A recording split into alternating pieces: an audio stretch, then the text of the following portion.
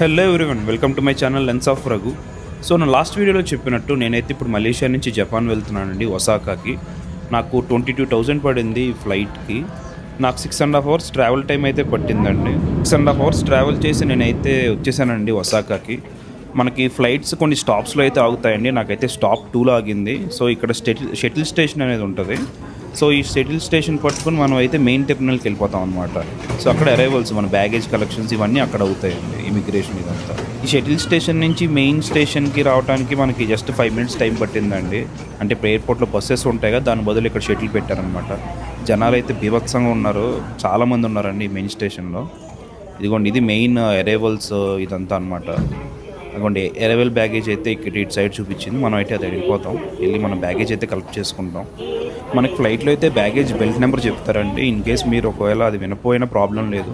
మనకి ఇలా baggage information screens అయితే ఉంటాయి, ఇంగ్లీష్లోనే ఉంటాయి. నేనైతే ఇమిగ్రేషన్ కంప్లీట్ చేసేసుకుని కస్టమ్ డిక్లరేషన్ దగ్గరికి అయితే వచ్చానండి. ఇక్కడ మన దగ్గర ఫామ్స్ అవైలబుల్ ఉంటాయి, ఇంగ్లీష్లో ఉంటాయి, జపనీస్లో ఉంటాయి. నేనైతే ఇంగ్లీష్ ఫామ్ తీసుకుని ఫిల్ చేసి అయితే ఇచ్చేసాను, నా దగ్గర ఏమీ లేవు అని చెప్పి.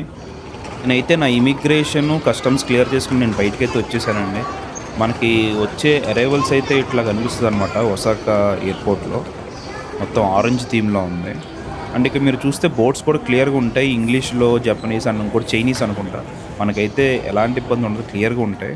ఇంకాసేపు ఎయిర్పోర్ట్ అయితే అలా ఎక్స్ప్లోర్ చేసేసి బయటకు అయితే వెళ్ళిపోతానండి బస్ స్టాప్ దగ్గరికి. అక్కడ నుంచి బస్ తీసుకుని నేను నా ప్లేస్కి వెళ్తాను. సో దట్ అక్కడ నుంచి నేను నా రూమ్ దగ్గరికి వెళ్ళిపోయి చెక్ ఇన్ అవుతాను అనమాట. ఇప్పుడు బెనిఫిట్ ఏంటంటే, మనం ఏ ఫుడ్ తీసుకున్నా దాంట్లో ఇంగ్రీడియంట్స్ అంటే మీట్ ఏం కలిసింది అవన్నీ అక్కడ మనకి క్లియర్గా మెన్షన్ చేసి ఉంటుంది, అక్కడ బొమ్మలతో చికెనా పిగ్గేలా. సో మీరు ఎలాంటి కన్ఫ్యూజన్ అయితే పడక్కర్లేదు ఫుడ్స్ దగ్గర, లేకపోతే అడిగిన వాళ్ళు కూడా చెప్తారనమాట.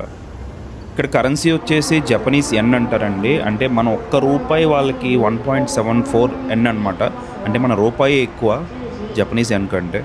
ఇక్కడ బస్ స్టాప్లో అయితే ఓన్లీ వీళ్ళు క్యాష్ అయితే యాక్సెప్ట్ చేస్తారు. మీకు ఎయిర్పోర్ట్లో కానీ లేకపోతే ముందే వచ్చేటప్పుడు ఎక్కడన్నా కరెన్సీ ఎక్స్చేంజ్ అయితే చేసుకొని కొద్దిగా క్యాష్ అయితే మెయింటైన్ చేయండి.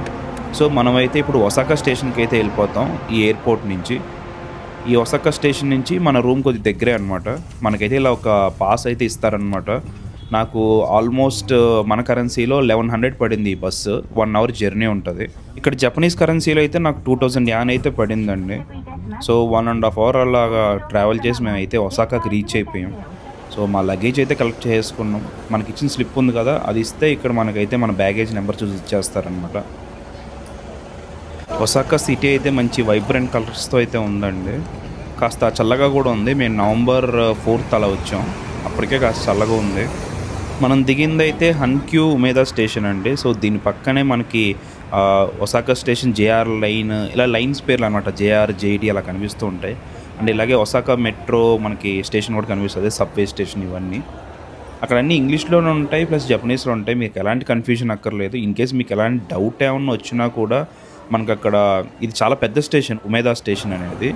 సో ఇక్కడ మీకు డౌట్స్ ఏమైనా వచ్చినా మనకి హెల్ప్ సెంటర్స్ ఉంటాయి, వాళ్ళకి ఇంగ్లీష్ కూడా వచ్చు. ఇన్ కేసు లేకపోయినా మీరు ట్రాన్స్లేటర్ మెయింటైన్ చేయండి మీ దగ్గర. ఆ ట్రాన్స్లేటర్ వాళ్ళ దగ్గర కూడా ఉంటుంది, మీ దగ్గర లేకపోయినా మీకు చెప్తే వాళ్ళ డౌట్స్ అయితే క్లారిఫై చేస్తారు. మాకు ఒక చోట కన్ఫ్యూజన్ వచ్చింది, మేము అడిగితే మాకు ఇలా మ్యాప్లో క్లియర్గా ఎక్కడి నుంచి ఎక్కడికి వెళ్ళాలని చెప్పారనమాట. మనకైతే ఇలా టికెట్ వెండింగ్ మెషిన్స్ కనిపిస్తాయండి. దీంట్లో ఇంగ్లీష్ సెలెక్ట్ చేసుకుని ఎంతమందికి ఎక్కడికి కావాలనేది మన ఆప్షన్ సెలెక్ట్ చేసుకుంటే మనకు టికెట్ వస్తుంది. సో ఆ టికెట్ తీసుకుని మనం ఇక్కడ ఇన్సర్ట్ చేస్తే మనకు అటు పక్కల వచ్చేస్తుంది. దాన్ని అయితే జాగ్రత్తగా పెట్టుకోవాలి. సో మెట్రో స్టేషన్స్ అయితే ఇట్లా ఉంటాయి. మనం వెళ్ళాల్సిన ప్లేస్ వచ్చి T14 అనమాట, సెంబయాషి ఒమియా అనే స్టేషన్. ఇదే గ్యాప్లో మనం వెళ్ళాల్సిన ట్రైన్ అయితే వచ్చేసిందండి. ఇదే మన ట్రైన్. ఇక్కడ జపాన్లో చాలా క్లీన్గా మెయింటైన్ చేస్తారండి స్టేషన్స్ కానీ, ట్రైన్స్ రాపులు కానీ, ఏదైనా సరే. మనకి ఇచ్చిన టికెట్ అయితే ఇట్లా ఉంటుంది. నాకు 240 yen పడింది. అంటే మన కరెన్సీలో వచ్చేసి 137 రూపీస్ అనమాట. మన స్టేషన్కి అయితే వచ్చేసాం, షెంబయాషి ఒమియా అనే స్టేషన్కి. ఇక్కడ నుంచి మన రూమ్ జస్ట్ వాకబుల్ డిస్టెన్స్ అనమాట. ఇది నేను బుక్ చేసుకున్న హోటల్ అయితే అండి, హోటల్ R1 అనమాట. నాకైతే రోజుకి ఇక్కడ 3,000 రూపాయలు పడ్డాయి. అంటే వాళ్ళ కరెన్సీలో చూసుకుంటే 5,500 yen నుంచి 6,000 yen దాకా పడిందండి వాళ్ళ కరెన్సీలో. ఇక్కడ హోటల్ లాబీ అయితే ఇట్లా ఉంది, చాలా చాలా బాగుంది ఇక్కడ లాబీ, సిట్టింగ్ ఏరియా కానీ అదంతా. రూమ్ 502 అయితే అలాట్ చేశారండి 5th ఫ్లోర్లో. సో అక్కడికైతే వచ్చేసాం మేము. మనకిచ్చిన రూమ్ వ్యూ అయితే ఇట్లా ఉందండి, మీరు చూడండి, చాలా బాగుంది. 3000కి పర్ డేకి ఇంత మంచి రూము అది జపాన్‌లో అంటే చాలా బా వచ్చినట్టు మనకిది. అంటే తక్కువకే వచ్చినట్టు చెప్పాలంటే.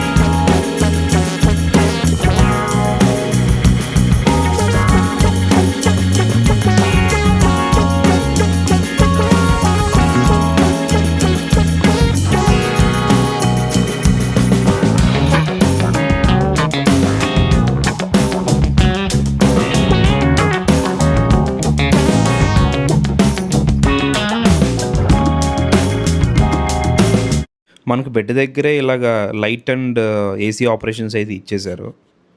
ఇదేదో ఉందండి. ఏదో చిన్న ఏటీఎం ఏదో లాకర్ లాగా ఉంది. ఏంటో నాకు అర్థం కాలేదు. ఒకసారి రిసెప్షన్‌లో అడగాలి దీని గురించి. ఇక్కడ అమౌంట్ సింబల్స్, మెంబర్‌షిప్ కార్డ్ అని ఏవో చూపిస్తోంది. బట్ చాలా డిఫరెంట్‌గా ఉన్నది. ఇదైతే ఒక అద్భుతమైన టెక్నాలజీ అండి ఈళ్ళ దగ్గర. ఇప్పుడు ఆ బటన్ ప్రెస్ చేయంగానే మనకు లాక్ అయితే ఓపెన్ అవుతది. సో, మనకు కావాల్సిన డ్రింక్ అలాంటివైతే తీసుకోవచ్చు అక్కడ పెట్టినవి. మళ్ళీ ఒకవేళ ఇన్‌కేస్ మనకు వద్దు అని చెప్పి మనం అక్కడ ఎనకాల పెట్టేసి లాక్కేసేద్దాం అంటే అవ్వదు.